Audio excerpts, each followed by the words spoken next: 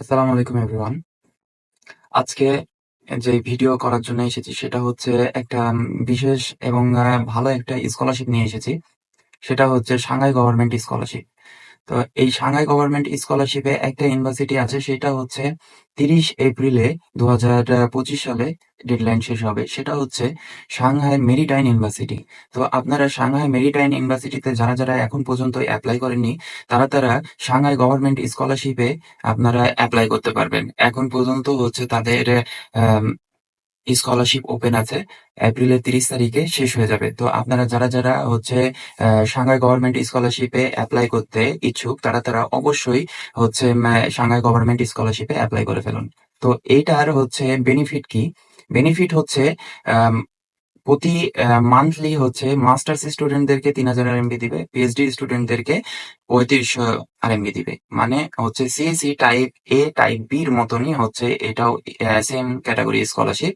পুরাপুরি সেম ভাবেই এপ্লাই করতে হয়। খালি এখানে একটু চেঞ্জ, সেটা হচ্ছে সাংহাই মেরিটাইম ইউনিভার্সিটির যে অনলাইন অ্যাপ্লিকেশন পোর্টাল আছে সেখানেই জাস্ট এপ্লাই করতে হবে। আর কোনো জায়গায় এপ্লাই করার দরকার নাই। না আপনাকে Shanghai government scholarship online admission পোর্টালে এপ্লাই করতে হবে, না তাদের ফর্ম পূরণ করতে হবে। জাস্ট আপনাকে সাংহাই গভর্নমেন্ট মেরিটাইম ইউনিভার্সিটি মানে সাংহাই গভর্নমেন্ট মেরিটাইম ইউনিভার্সিটি যেই অনলাইন অ্যাপ্লিকেশন পোর্টাল আছে সেখানে আপনাকে এপ্লাই করতে হবে। তাহলেই হয়ে যাবে।